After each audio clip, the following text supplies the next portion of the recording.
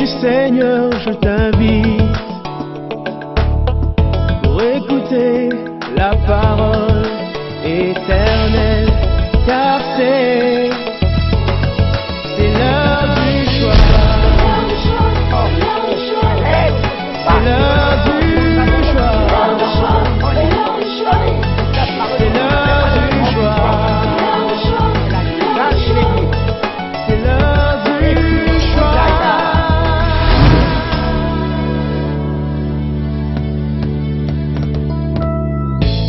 Un homme habile. Si tu vois un homme habile dans son ouvrage, il se tient auprès des rois, il ne se tient pas auprès des gens obscurs. Qu'est-ce que c'est qu'un homme habile? Un homme habile, c'est celui qui fait bien son travail. Un homme habile, c'est celui qui fait son travail. Il est compétent, il est ingénieux, il fait ce travail avec grâce, avec aisance. Et on a envie de le voir faire son travail. Tellement il le fait bien. Tellement il le fait avec joie. Il le fait avec art. C'est ça un homme habile. Il ne force pas. Et il suscite l'admiration de ceux qui le regardent faire. Il y a même ceux qui aimeraient arrêter ce qu'ils sont en train de faire pour aller le voir parce qu'il le fait si bien. Alléluia. Un homme habile, quand on lui confie une tâche, on est tranquille parce qu'on sait qu'il l'accomplira correctement. Et qu'il l'accomplira même au-delà de ce que nous avons attendu de lui. C'est ça un homme habile. C'est un homme adroit, il est correct, il est tout ce qu'il y a de bien. Par contre, il y a un autre type d'homme, c'est un homme maladroit, il est gauche dans ce qu'il fait, il est rustique dans ce qu'il fait, dans ce qu'il est, dans sa manière d'être. Il est gauche dans l'exécution des tâches qui lui sont confiées. Il lui manque de l'adresse, il lui manque du maintien dans ce qu'il fait. Regardez un enfant maladroit, une personne maladroite, dès qu'elle lave les assiettes, qu'est-ce qui se passe? Il ne manque jamais un verre, une assiette qui est cassée ici et là. Il fait tomber des choses. Et dans son travail, il y a toujours la casse. On n'est jamais tranquille quand on lui confie un travail. On n'est pas sûr de cet homme. Regardez que ce sont les deux extrêmes. Il y a d'un côté un homme habile et adroit qui attire tous les regards vers lui dans le sens de ce qui est bien. Et d'un autre côté, un autre homme, un homme maladroit, un homme gauche qui il ne fait pas plaisir de pouvoir le voir travailler et il ne fait même pas plaisir de pouvoir lui confier une responsabilité. Ces deux personnes sont remarquables. Ils ne sont pas dans le créneau des personnes normales. Une personne normale, quand il fait, mais c'est normal, tout le monde le voit, c'est normal. Donc ça n'attire pas particulièrement le regard. Mais là, il s'agit de deux personnes qui sont dans des situations anormales. L'un, il est anormal dans l'excellence, l'autre, il est anormal dans la médiocrité. Et ces deux personnes attirent les regards. Le maladroit est célèbre par son incongruité, sa rudesse dans ce qu'il est en train de faire. Il est remarquable. On peut même lui donner quelques petits noms. Lui, il ne le sait pas, mais plusieurs le savent. Parce qu'il est maladroit. Parce qu'il ne fait jamais des choses très bien. Partout où il passe, il y a la casse. Il est remarquable pour cela. Mais d'un autre côté, celui qui est habile est remarquable aussi. Mais il est remarquable à cause de la finesse de ce qu'il fait, la manière dont il parle, la manière dont il fait les choses, la manière dont il exécute les tâches, la manière dont il s'adresse aux autres, la manière... Il y a de la finesse, il y a de la beauté, il y a de l'art dans ce qu'il est. Et il attire l'admiration. et il attire la confiance des autres. C'est ça un homme habile, et j'aimerais que chacun de nous, ce matin, qui écoutons cette parole, nous puissions devenir. Quand tu vois un homme habile dans son ouvrage, il se tient auprès des rois. Cet homme habile-là, il ne se tient pas auprès des gens obscurs. J'aimerais donner 2 lectures de ce verset. Et vous partagez ma pensée par rapport à ces lectures. La première lecture aimerait dire que si tu vois un homme habile dans son ouvrage, la conséquence, c'est que cet homme-là se tiendra auprès des rois. Amen. Il ne peut pas être auprès des gens obscurs. Il devra travailler pour le roi. Parce que le roi, c'est lui l'excellence. Il ne peut avoir besoin que des excellents. Dans les meilleures des tâches, on les confierait toujours aux personnes excellentes. Et parce qu'il travaille avec le roi, il sera une personne honorée. Alléluia.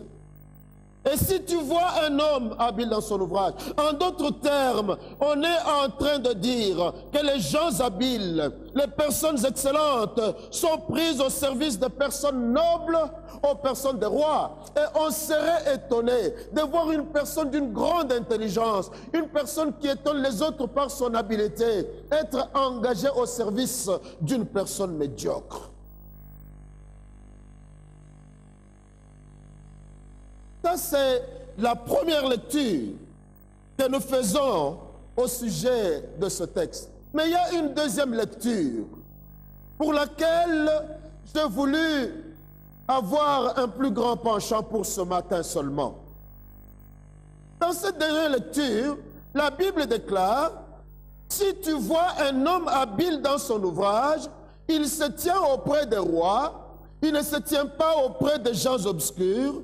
En d'autres termes, cette lecture veut que le fait de se tenir devant le roi soit la cause et l'explication de son habileté au travail. Je travaille bien, je suis excellent, je suis habile dans ce que je fais. L'explication, c'est que moi, je me tiens auprès du roi. Je vois le roi faire. Je vois le roi accomplir, alors je peux faire comme le roi. Si tu vois un homme habile dans son ouvrage, cela veut dire que cet homme-là, il se tient auprès des rois. Il ne se tient pas auprès des gens obscurs. Et s'il accomplit si bien sa tâche, c'est parce qu'il se tient auprès des rois. Il a vu le roi faire et il peut faire comme le roi. Il a vu le roi être et il peut être comme le roi. Et parce que le roi est le symbole de l'excellence, le roi est le symbole de la perfection, le roi est le symbole de tout ce qu'il y a de bien et que personne ne peut mieux faire que le roi. Quand on voit une personne qui fait bien, on dit « Ah, ah, celui-là, il n'a pas appris ailleurs. Il a appris auprès du roi. » Alléluia. Il développe les réflexes du roi. Il commence à faire les choses comme le roi. Il commence à penser comme le roi. Il commence à parler comme le roi. Ses gestes sont les gestes de grâce comme le roi. Toute sa vie reflète la royauté parce que, sans être roi, il s'est assis au pied du roi.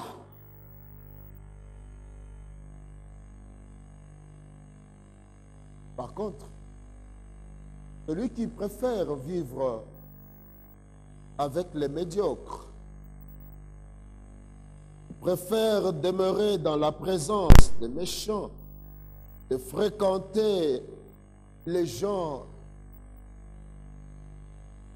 qui vivent dans la bassesse, dans l'ordinaire, eh bien, il héritera aussi leur manière de faire. Et il sera aussi maladroit, il sera aussi médiocre. Voilà ce que veut dire ce passage. Mais avant que que nous puissions aller plus loin, parlons un peu du roi. Qui y est le roi? Aujourd'hui, dans notre contexte, le roi, c'est devenu une notion assez relative. Le roi n'est plus ce que le roi a été à l'époque où les Écritures ont été écrites, si vous me le permettez. Le roi, c'était le symbole de la perfection. Le roi, c'était le symbole de l'excellence. C'était le symbole de toute capacité. Il avait toutes les capacités. En d'autres termes, personne ne pouvait faire mieux que le roi. Vous êtes avec moi? Personne ne pouvait être mieux que le roi. Personne ne pouvait avoir plus que le roi. Personne ne pouvait parler mieux que le roi. Personne ne pouvait avoir une éducation supérieure à celle du roi. Le roi était au-dessus de tout. Personne ne pouvait être plus riche que le roi, parce que le roi possédait tout. Et même les citoyens de son royaume ne sont pas appelés citoyens, ils sont appelés les sujets de qui? Roi. C'est parce qu'il est roi. Tout lui appartient, même les hommes lui appartiennent. Il en dispose comme il veut. Il peut mettre à mort quelqu'un ou élever un autre selon ses caprices, selon son plaisir. Parce qu'il est le roi. Personne ne pouvait être plus que lui. Lui était le plus grand. Et au-delà de tout ça, le roi était considéré comme un immortel. Le roi ne mourrait jamais.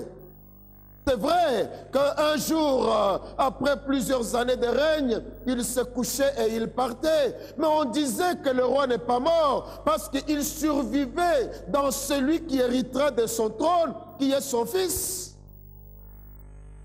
C'est la raison pour laquelle on dit souvent, vous entendez sans doute, le roi est mort, vive le roi. Il n'est pas mort, il vit parce qu'il y a quelqu'un qui vient prendre le règne et le trône pour régner et continuer, perpétuer la royauté du roi. En d'autres termes, le roi était un modèle par excellence. Et mieux encore, le roi était Dieu. En fait, dans la plupart des civilisations anciennes, le roi était Dieu. En Égypte, le pharaon était Dieu. Dans l'Empire romain, les Césars étaient Dieu. Ils étaient adorés comme Dieu. Dans plusieurs nations anciennes, il en était ainsi. Il était là. C'était Dieu, le roi. Mais parce que nous ne sommes pas dans ce contexte, nous sommes dans le contexte des Écritures et nous sommes dans le contexte du 21e siècle, eh bien, quand nous parlons du roi, nous voyons Dieu lui-même. Le roi, c'est Dieu lui-même. Il est la perfection de toutes les perfections qui puissent exister. La Bible déclare que ses voies sont parfaites. Quand on dit parfait, qu'est-ce que ça veut dire? C'est-à-dire que ce qui est parfait ne peut jamais être revu. Parce qu'il n'y a jamais mieux. C'est parfait. Ce qu'il déclare est parfait. Ce qu'il fait est parfait. Ce qu'il pense est parfait. L'attitude qu'il a est l'attitude parfaite. Il est la perfection par excellence, notre Dieu. Alléluia. Et par conséquent, il est le modèle par excellence de celui qui a accepté sa seigneurie et son règne sur sa vie. Nous n'avons pas d'autre modèle. Je n'ai pas d'autre modèle. Quelqu'un a un autre modèle, et le modèle de Dieu, eh bien, qu'il dise qui est son Seigneur. Moi, je crois que Jésus-Christ représente le modèle parfait. Il n'y en a pas deux. Il n'y en aura jamais deux. Alléluia. Il est notre modèle.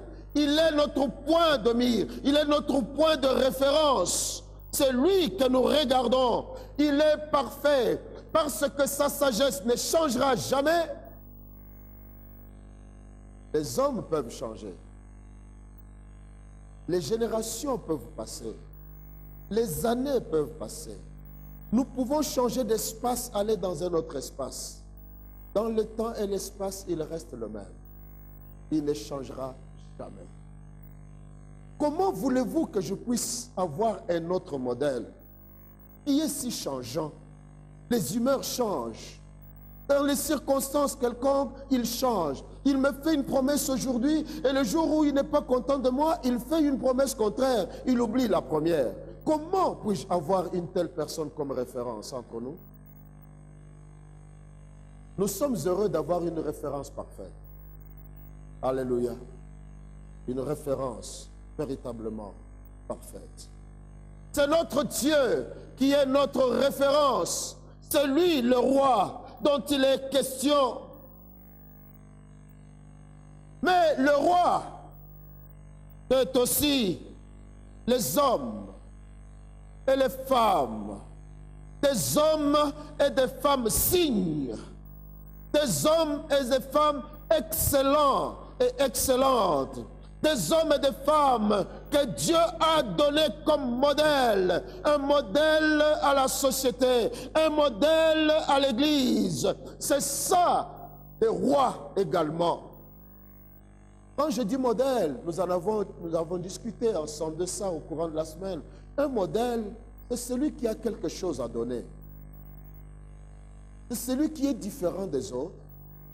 C'est celui qui a un plus que les autres n'ont pas. Amen.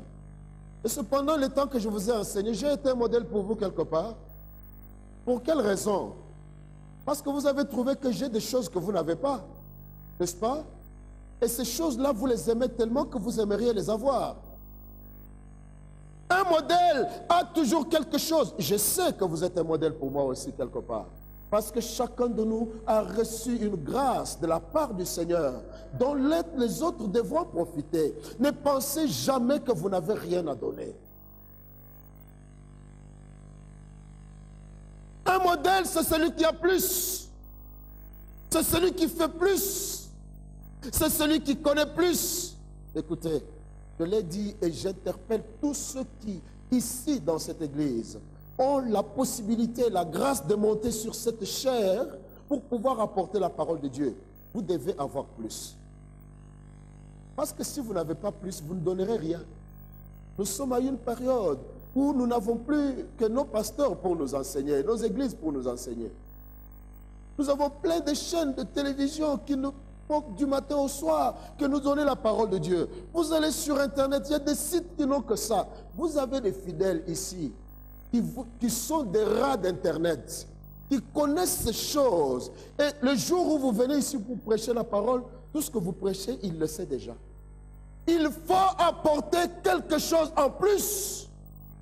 Et c'est ce plus-là que les autres vont gagner afin qu'ils puissent monter de dimensions et ne plus jamais rester les mêmes. Amen, amen. Les rois, ce sont des hommes que Dieu donne pour qu'ils soient des modèles, pour qu'ils soient des exemples à suivre, pour qu'ils soient des références. Quand nous sommes dans la confusion, nous savons qui regarder pour sortir de la confusion. Nous savons vers qui aller, nous savons qui écouter pour sortir de la confusion. Et ces hommes-là, ce sont ces rois dont il est question dans ce passage que nous sommes en train de lire. En fait, des hommes que nous devrons imiter. Amen. L'apôtre Paul lui-même, il déclare, il parle aux Corinthiens. Dans 1 Corinthiens, le chapitre 4e et le verset 16, il dit ceci. Soyez mes imitateurs. Mais avant cela, il utilise un terme, une expression qui vous oblige. Il dit ceci. Je vous en conjure donc. Vous comprenez ça? Je vous en conjure. En d'autres termes, je vous mets au défi. Je vous oblige poliment. Soyez mes imitateurs. Mais les gens penseront peut-être qu'il n'y a que Paul qui devrait être le modèle que les gens devaient imiter. Non, lui-même Paul, je crois qu'il a fallu à un certain moment qu'il corrige cela. Pas qu'il corrige, parce que la parole de Dieu, on n'a pas besoin de la corriger, mais il fallait qu'il l'amplifie pour que les gens la comprennent mieux. Dans Philippiens, le chapitre 3e et le verset 17, il dit ceci aux Philippiens. Soyez tous mes imitateurs, frères. 1. Et 2. Et portez les regards sur ceux qui marchent selon le modèle que vous avez en nous. Il dit, soyez mes imitateurs, à moi, Paul.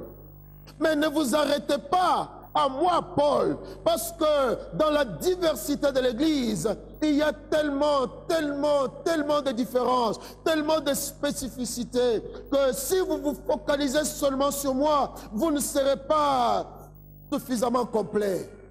Soyez mes imitateurs, c'est bon, mais portez aussi les regards sur ceux qui marchent selon le modèle que vous avez en nous. Amen.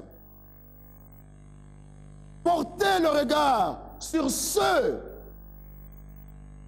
dont la vie est conforme au modèle que nous vous avons enseigné.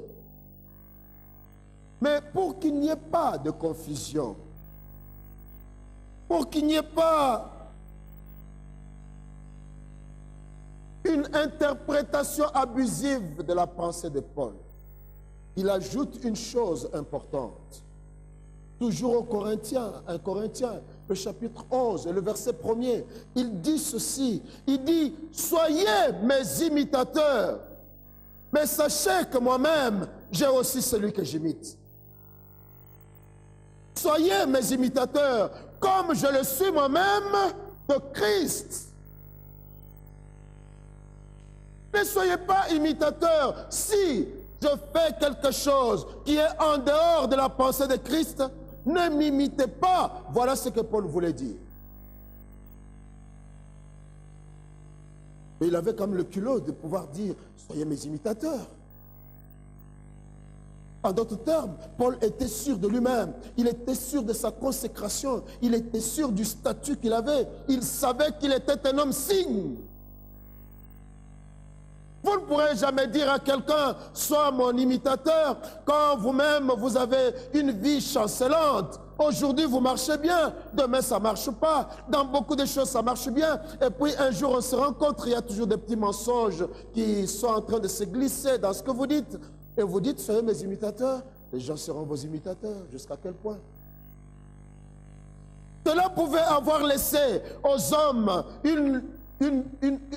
une voie ouverte à toutes sortes de débordements, parce qu'il a dit, soyez mes imitateurs, donc je serai imitateur de Paul dans tout ce qu'il fait. Non, Paul s'arrête, il dit, non, attendez un moment, je vous ai dit d'être mes imitateurs, d'accord, mais sachez que moi-même, j'imite Christ. En d'autres termes, celui que vous imitez à travers moi, c'est Christ que moi j'imite. Voilà la grande responsabilité qu'a un roi, celui qui est appelé à être une référence. Frères et sœurs, laissez-moi vous dire que vous avez des rois autour de vous. Et si vous voulez être des signes, si vous voulez être des gens excellents, si vous voulez être des personnes honnêtes, des personnes habiles, des personnes excellentes, des personnes élevées et qui attirent l'admiration et qui soient des références, vous avez besoin de regarder au roi que Dieu vous a donné. Vous avez des rois, des hommes et ces femmes vous ont été donnés et à qui Dieu a donné d'exercer et d'exceller à son image. Ce sont vos rois. Ils sont appelés à être pour vous des modèles. Et vous devrez les regarder comme des modèles. Regardez-les quand il vit sa vie de tous les jours. Dites, oh, j'aimerais vraiment être comme celui-ci, n'est-ce pas? Ça vous arrive? J'aimerais être comme celui-là. quand je le vois vivre la vie de la pureté, la vie de la sainteté, quand je le vois vivre sa vie dans la relation avec les autres. Par exemple, il a été blessé l'autre jour par les paroles d'un frère ou d'une sœur. Mais regardez l'attitude qu'il a eue, l'attitude d'un homme. Oh, j'aimerais vraiment être comme lui. Quand je l'entends prêcher la parole de Dieu et que j'entends ces sagesses qui viennent de lui, je dis, oh Dieu, j'aimerais être comme cet homme. Quand j'entends les profondeurs, je dis, Seigneur, moi je veux aussi apprendre la Bible, entrer dans la profondeur comme cet homme. Quand je l'entends parler, mes fils peuvent parler avec des frères et des sœurs. Oh, j'entends la douceur, j'entends la bonté, j'entends la courtoisie, j'entends tout ce qui est bon. J'aimerais être comme cet homme, Seigneur. Quand je vois sa consécration dans le travail du Seigneur, je veux être comme lui, parce que moi aussi, je veux être un signe et être une référence.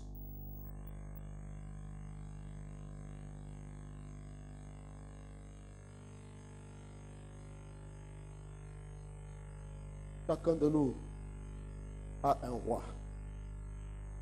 Alléluia. Moi, je n'en ai jamais eu deux. Je n'ai eu qu'un seul. Toute ma vie en tant que serviteur, je l'ai passé au pied de cet homme-là. Je ne suis jamais allé prier ailleurs. Depuis le jour où je l'ai rencontré. Non, j'ai rencontré Jésus et puis j'ai rencontré cet homme-là. Je n'ai jamais prié ailleurs. Mercredi, j'étais là, assis, toujours au premier banc, sinon au deuxième. Le vendredi, pareil. Le dimanche, pareil.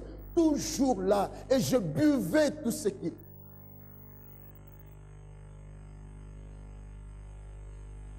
Je me souviens que la première fois qu'on m'a donné l'occasion de prêcher à l'église de la mort, après avoir fini de prêcher, tout le monde est venu me voir pour me dire, hey, mais tu prêches comme lui. Et oui, c'est normal. Ce n'est pas que j'ai essayé de l'imiter, mais c'est le seul modèle qui est resté devant moi pendant des années. C'est le seul modèle. Quand tu vois un homme habile dans son ouvrage, il ne se tient devant les rois, il ne se tient pas devant des gens obscurs, parce que les gens obscurs finiront par corrompre même l'excellence que nous pouvons avoir. Nous avons tellement de personnes excellentes qui sont autour de nous.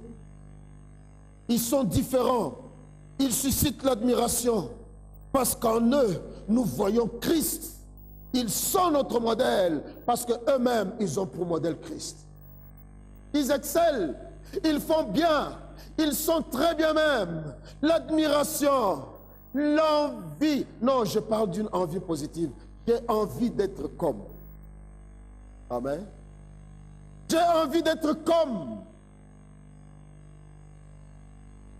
Mais voilà ce que la Bible déclare au sujet de ce succès si nous voulons être excellents. La Bible dit, le secret de ce succès, c'est de se tenir auprès du roi, de se tenir auprès de cette personne qui est excellente, de se tenir auprès de ce grand qui est si différent de moi, qui a tellement de qualités, qui est si admirable. C'est me tenir auprès de lui. On ne peut jamais être habile sans avoir une référence. C'est pourquoi je voudrais vous dire, frères et sœurs, vous l'avez peut-être jamais, vous l'avez déjà entendu ici plus d'une fois. Il n'y a eu qu'un seul Melchisédek dans la Bible, dans l'histoire de la relation entre Dieu et les hommes. Un seul. Il n'y en aura jamais deux. Vous êtes là? Il n'y en aura jamais deux. Un seul. Vous verrez jamais quelqu'un se lever et dire, moi je suis serviteur de Dieu. On lui posera la question, mais qui est ton père? Est-ce que vous comprenez? Quand je n'ai pas ça, un jour j'étais troublé. Je suis passé par un pays Et pendant que j'étais dans ma chambre, je regardais la télé et je voyais un homme qui faisait des choses extraordinaires. Et au nom de Jésus, bien entendu, des choses extraordinaires. Ça m'avait révolté dans mon cœur. J'ai dit, c'est pas possible. Est-ce que ce Dieu-là, il est seulement le Dieu de ces gens-là? Il n'est pas aussi le même Dieu chez nous, je ne vois pas ça. Mais quand vous écoutez la parole, il n'y a rien. Vous êtes là? Mais quand vous voyez les manifestations, ce n'est pas croyable. Un jour, cette chose était restée en moi pendant assez longtemps. Un jour, nous nous sommes retrouvés avec des amis. Vous savez, nous sommes étudiants et nous sommes éternellement des étudiants. Et nous avons eu un échange avec eux. Je leur ai demandé, mais vous connaissez tel? Ils disent, oui, nous connaissons. Il y avait les gens de son pays et les gens d'un pays voisin. Et oui, nous connaissons. Parlez-moi un peu de lui. Ils ont eu beaucoup de difficultés à me dire. Et l'un d'eux, avec beaucoup de sagesse, m'a dit, oui. Et doyen, bon, il m'appelle comme ça, doyen là-bas. Doyen, on sait, on voit ce qu'il fait, des miracles, des choses extraordinaires, mais on ne connaît pas son père. Vous êtes là? Il baisse vraiment la voix. Et avec beaucoup de soucis et d'inquiétude, il dit, mais on ne connaît pas son père. C'était tout dit. C'était tout dit. Il est impossible, j'aimerais que vous compreniez cela, Église du Seigneur. Si vous voulez être des signes, alors ayez des références. Qu'on sache qui vous êtes, de qui vous êtes.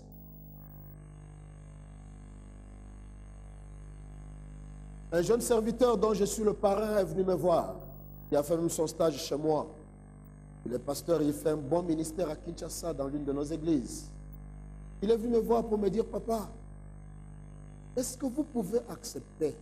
J'ai quand même appris à vos pieds, même si mon père, c'est un autre. Vous pouvez accepter que je puisse vous mentionner comme étant une référence pour vous. Parce que quand je parle de mon père, toutes les portes se ferment.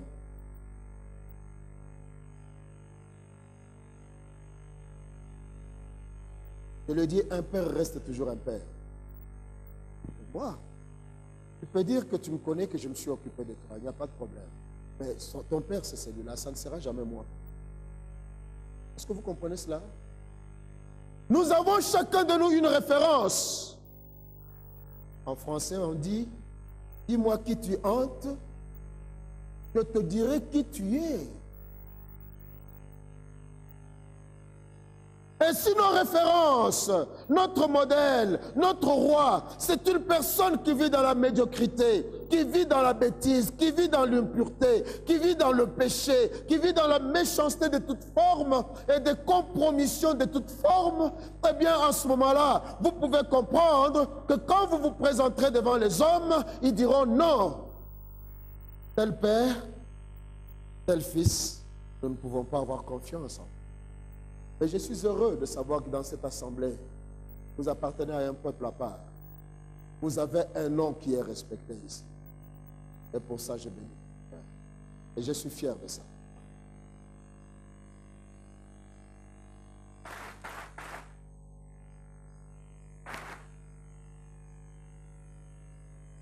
Le secret du succès, si nous voulons arriver à ce stade d'être véritablement des signes, c'est de savoir nous tenir auprès des rois, auprès de ceux qui font bien, auprès de ceux qui font mieux que nous, qui font mieux que nous.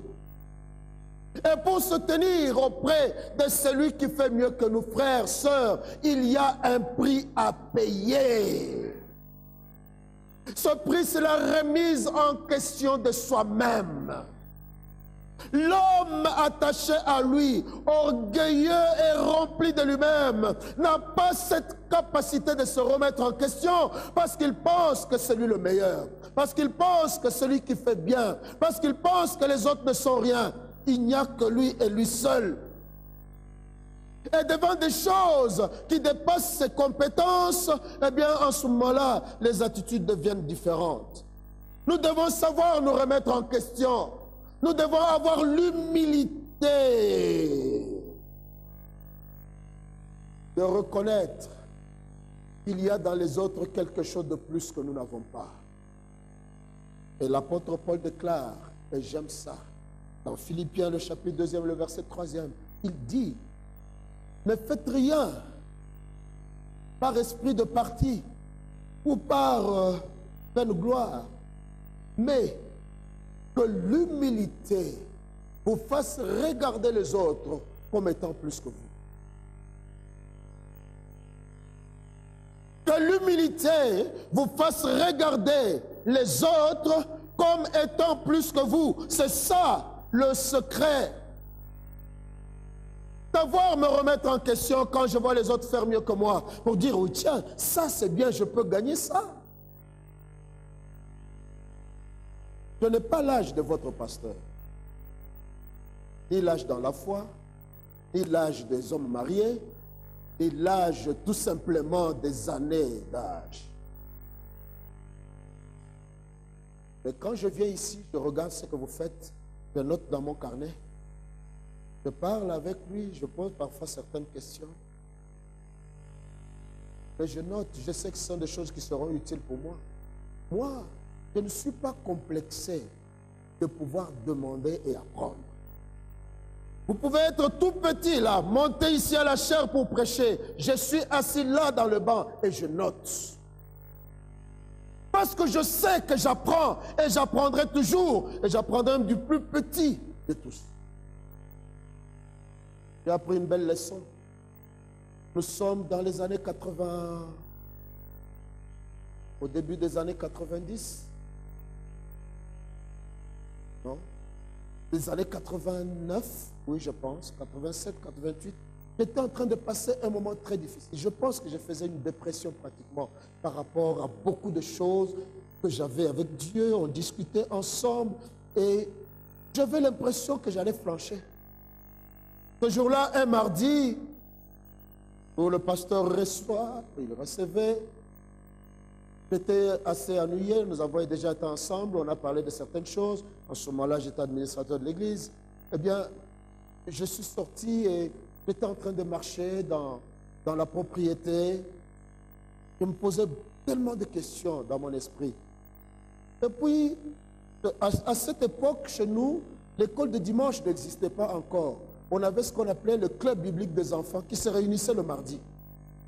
Aux mêmes heures que les femmes venaient pour leur réunion des femmes, ils venaient avec les enfants et les enfants se réunissaient ailleurs.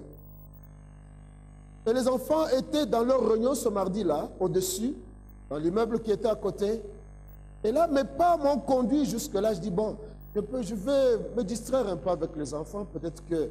Et je suis allé, je me suis assis là dans le fond sur un petit banc des enfants. Et il y avait une petite fille de 7 ans.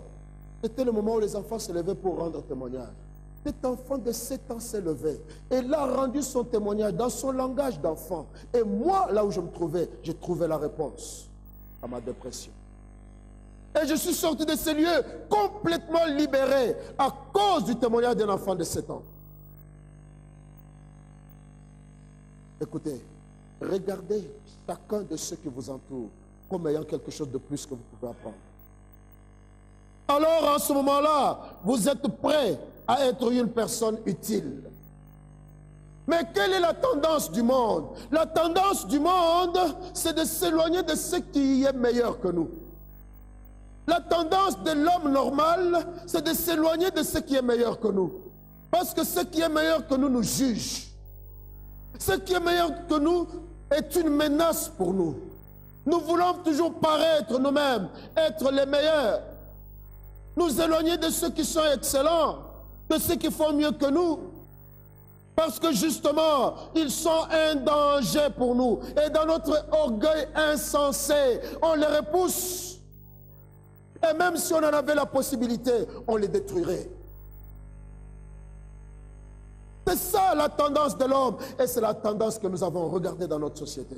Regardez là où vous travaillez. Regardez même dans les églises où la vision du ministère est assez étriquée. Regardez ce qui se passe. Quand une personne s'élève et qu'il fait mieux, qu'est-ce qu'on fait?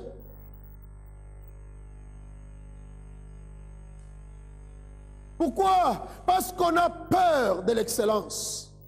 On a peur de ce qui est bon. On a peur de ce qui réussit. Moi, je prie le Seigneur que tous ceux qui viennent après moi fassent bien et qu'ils fassent mieux que moi. Comment pouvez-vous penser qu'un enseignant de l'école primaire puisse être content de voir que tous ceux à qui il a enseigné puissent être pas plus grands qu'enseignants de l'école primaire?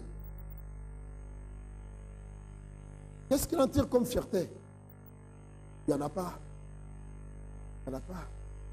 Mais ces enseignants de l'école primaire, marchant avec leurs babouches et les sandales qui ont déjà demandé pardon depuis longtemps et continuent toujours à les porter, ils ont enseigné des ministres, ils ont enseigné des chefs d'État, ils ont enseigné des généraux, ils ont enseigné des présidents, directeurs généraux de grandes entreprises publiques, ils ont enseigné des personnes qui sont devenues grandes dans la société civile. Pourquoi? Ils ont fait leur travail là. Quand ils deviennent grands, nous nous réjouissons. Alléluia. Amen, amen. Savoir se tenir auprès des rois. Mais la tendance humaine ne veut pas de ça. Quand une personne semble faire mieux, il devient une menace pour notre vie. Il devient une menace pour notre ministère. On pense pouvoir être signe et qu'aucun autre signe ne peut être plus regardé que moi. Il faut que ce soit moi, moi, moi, moi et moi.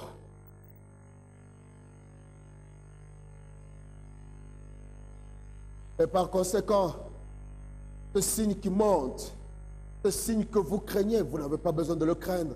Dieu a besoin de toutes les compétences.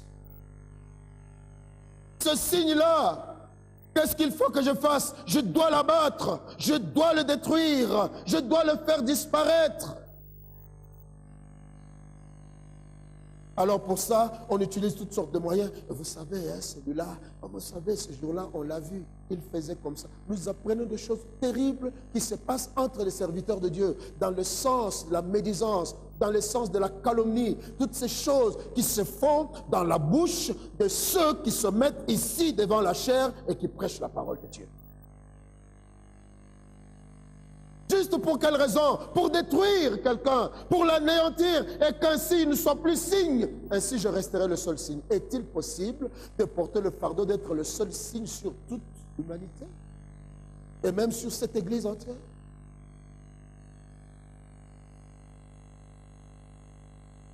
La tendance humaine, c'est celle-là. On s'éloigne de ce qui est excellent. Mais si on ne peut pas détruire ce qui est excellent, alors on préfère aller chercher à se mettre avec les médiocres.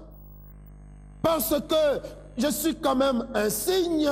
Si je me mets avec les médiocres, eh bien, je serai le meilleur parmi les médiocres. Mais j'aimerais vous dire que le meilleur parmi les médiocres est quand même médiocre.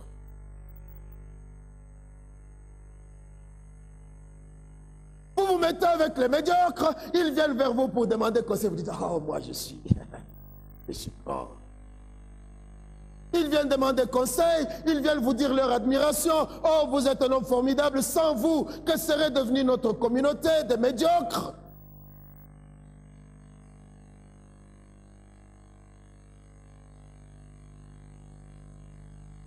Et on se réjouit. Est-ce que vous voyez, j'ai des gens, hein? Mais vous n'ajoutez pas, j'ai des gens médiocres. Ils sont médiocres quand même. Comment un médiocre qui refuse l'excellence? Car quand vous refusez ceux qui sont excellents, vous refusez l'excellence. Et parce que vous refusez l'excellence, elle ne viendra jamais chez vous. Vous pouvez être grand comment? Avoir les apparences de l'excellence, mais au fond de vous-même, vous êtes médiocre. Et la médiocrité qui est dans le fond ira toujours par apparaître. Elle crèvera les yeux. Frères et sœurs, tu veux être habile dans ton ouvrage. Nous nous tenons à côté des rois et non pas à côté des gens obscurs. Se tenir auprès du roi et être un disciple auprès d'un maître. Auprès d'un maître, un maître qui est excellent, parce qu'il tire son excellence et l'excellence de Dieu. Se tenir auprès des rois, d'avoir l'humilité d'apprendre et d'apprendre toujours, même de ceux qui semblent être moins que nous. Se tenir auprès du roi, savoir le courage de se remettre en question devant le modèle qui se présente devant nous, afin de nous améliorer chaque jour. Que celui qui est saint sanctifie encore, que celui qui est juste pratique encore la justice.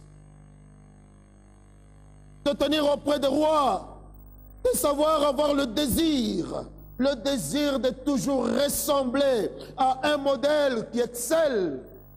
C'est ça, se tenir auprès du roi. Se tenir auprès du roi, c'est ne jamais dire « je suis arrivé ». Alors, en ce moment-là, vous pouvez devenir un signe. Vous êtes sur la voie pour être un signe, afin qu'à votre tour, vous deveniez roi pour avoir à côté de vous ceux qui marcheront aussi sur vos pas. Et ainsi, de génération en génération, nous ferons des rois et des signes. Si tu vois un homme habile dans son ouvrage, il se tient auprès des rois. Il ne se tient pas auprès des gens obscurs. Un homme habile, un signe, a besoin d'un roi. Le signe semble être flou à un certain moment, mais plus que ce signe est devant le roi, plus il apprend, plus il s'éclaircit, et plus il devient éclatant, plus il devient un signe visible de tous, parce qu'il y a eu un modèle. Il y a eu un modèle. Et ce modèle l'a corrigé tous les jours. Et un jour, il est devenu ainsi, à son tour. Et à son tour, il formera des signes, qui à leur tour formeront des signes.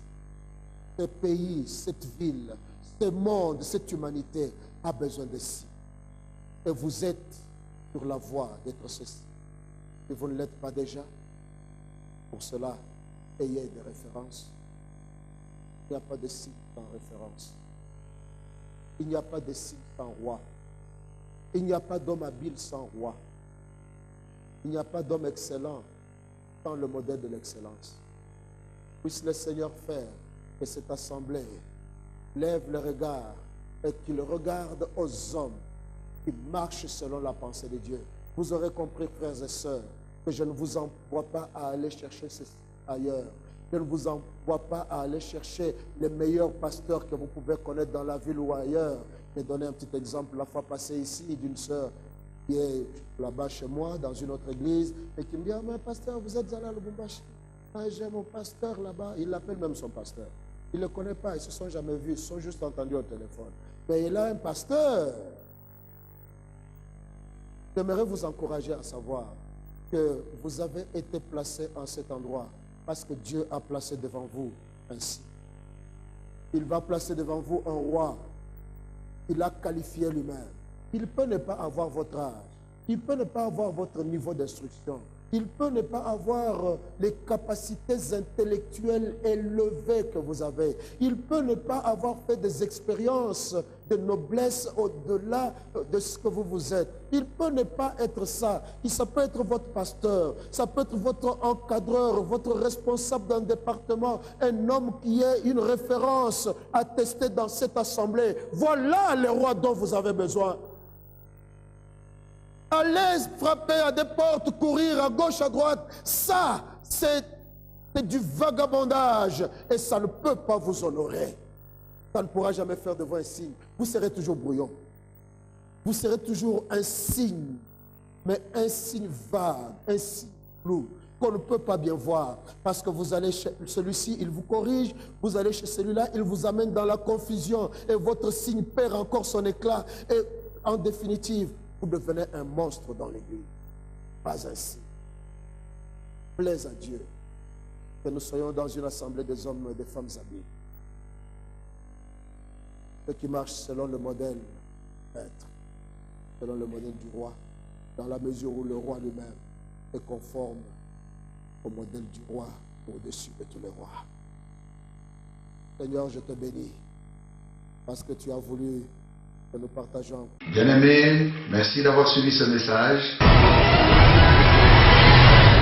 Aujourd'hui, si vous entendez sa voix, n'endurcissez pas votre cœur. Jésus vous aime.